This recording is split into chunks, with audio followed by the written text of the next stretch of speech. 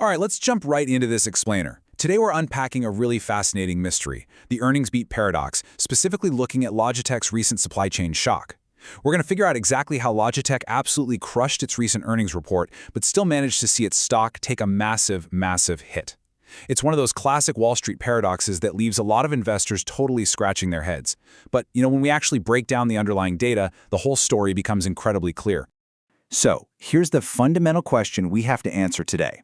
How exactly does a company report a fantastic first quarter for fiscal year 2027, literally beating consensus on both revenue and earnings per share, and then immediately watch 7.8% of its market value just evaporate in a single day on July 29th? To understand this seemingly irrational market reaction, we really have to look past the headline numbers. We need to dig into exactly what happened during that quarter, and honestly, more importantly, what management is saying is coming next. If we check out the net income for Q1, it hit a whopping $236 million. Now that looks fantastic on the surface, right? But we absolutely have to factor in the context here. That number was heavily aided by a one-off U.S. tariff refund of roughly $61 million.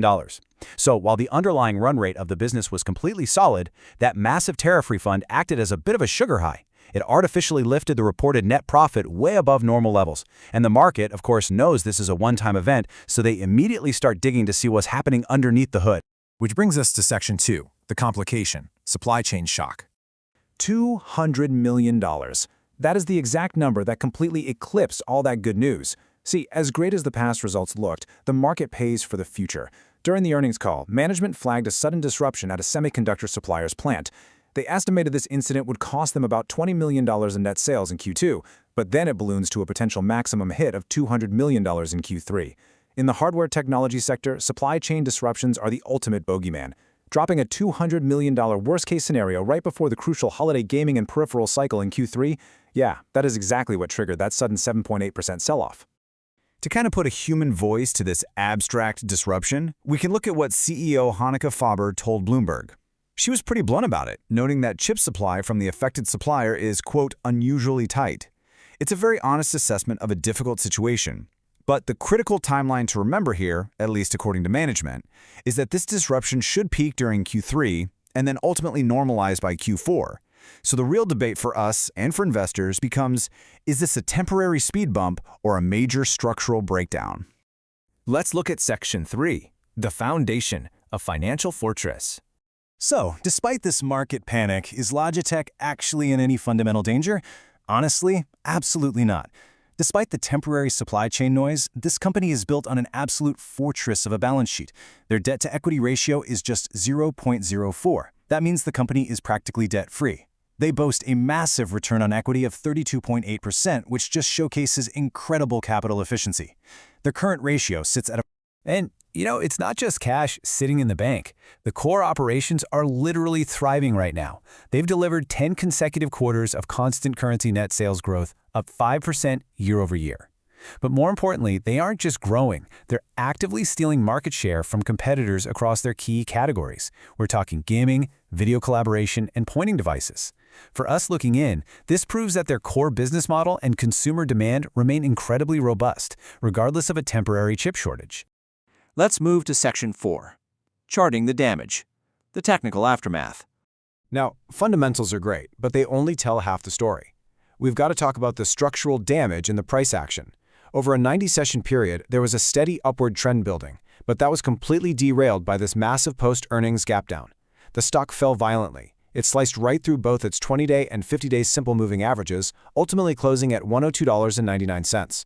When a stock loses those key short-term trend lines that aggressively, it signals a major shift in near-term momentum and basically puts all tactical traders on high alert. And we can totally see that negative momentum confirmed in the short-term indicators too. The 14-day Relative Strength Index, or RSI, fell sharply from around 58 pre-earnings all the way down to about 38.4. It is definitely approaching that key 30 level, which marks exhaustion or oversold territory, but it isn't quite there yet. On top of that, the MACD shows a really clear bearish crossover, with the momentum indicator dropping below its signal line and the histogram turning negative. So for sure, the short-term technical picture is undeniably cautious.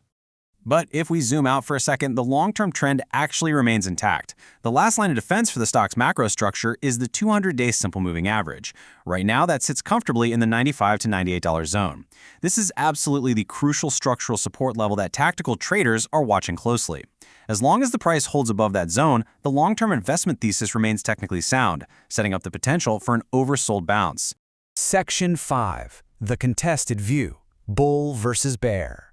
Because we have this wild mix of incredible fundamentals and genuinely scary short-term technicals, analysts are deeply divided over whether this drop is a value trap or a golden buying opportunity.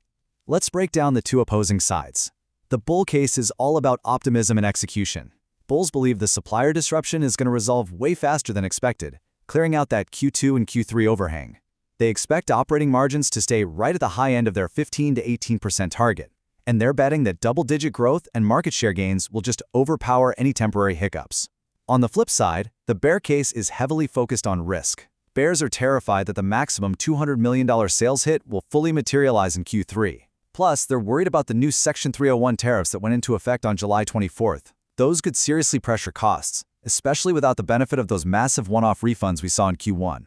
And finally, valuation models like GF Value currently flag the stock as roughly 13% overvalued, meaning the stock might actually still be too expensive even after taking this recent plunge. When you look at the 12-month analyst targets, the disagreement on Wall Street is just staggering. The spread here is massive. You've got Wedbush maintaining an outperform rating with a highly optimistic $130 price target. But then, on the complete opposite end of the spectrum, Bank of America has a target of just $86. That is a huge disparity. It really underscores just how unusually contested the outlook is right now regarding this supply chain resolution. To kind of cut through all that noise, RMB VentureX blended these extreme views alongside the 10-analyst S&P Global Consensus and the TipRanks Consensus, just to create a more grounded working target. What they got was a consensus band of $105 to $112 over the next 12 months. This essentially means that if management executes and the supply issue actually normalizes by Q4 as promised, the stock has very achievable, steady upside from its post-drop levels, even if it doesn't immediately rocket back up to its previous 52-week highs.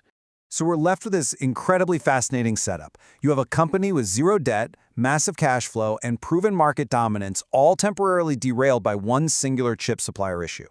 The technicals absolutely demand caution in the short term, but the underlying financial fortress is undeniable. It's a textbook clash between short-term fear and long-term fundamentals. The real question you have to ask yourself is this. When Q3 finally rolls around, will Wall Street be kicking themselves for panic selling or wishing they had sold sooner?